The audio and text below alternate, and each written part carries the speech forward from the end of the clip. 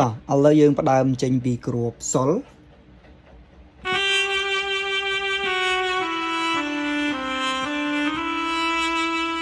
តោះហ្នឹងបង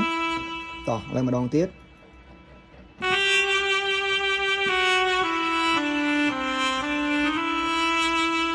អូខេតោះលើម្ដងទៀត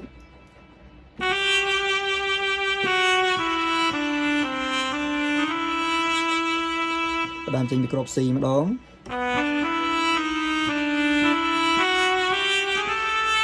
អូខេម្ដងទៀត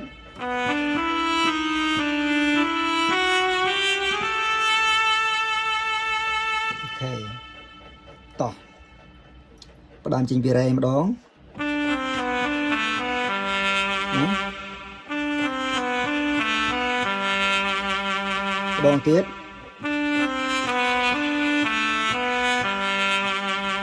អូខេ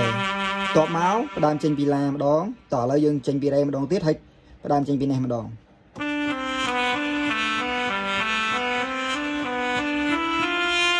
ហ្នឹងបងមានន័យថា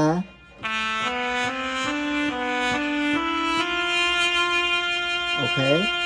ចឹងឡើយហ្នឹងវារៀងលឿនបន្តិចចឹងបងប្អូនមើលឲ្យបានច្រើនដង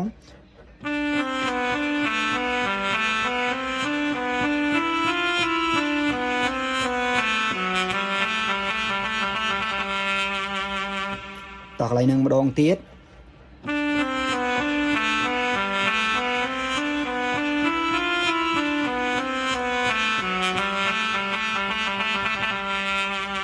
អូខេ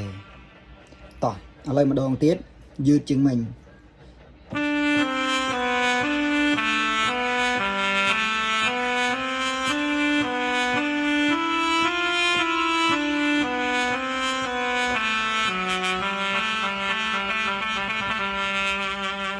អូខេ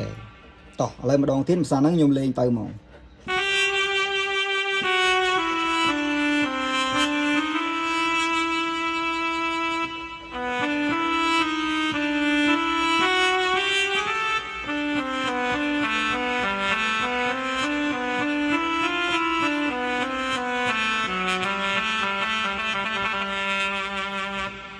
តោះឥឡូវយើងសាកលេងមួយចង្វាក់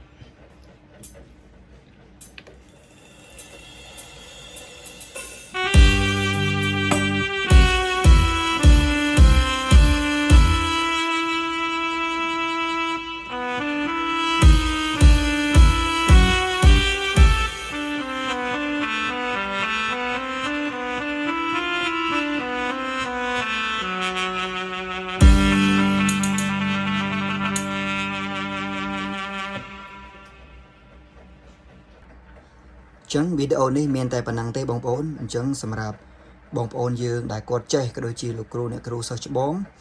បើសិនជាមានកំហុសខុសឆ្គងឡើយណាសូមខន្តីអភ័យទោសហើយអាច comment នៅខាងក្រោមប្រាប់ពីចំណុចខ្វះខាត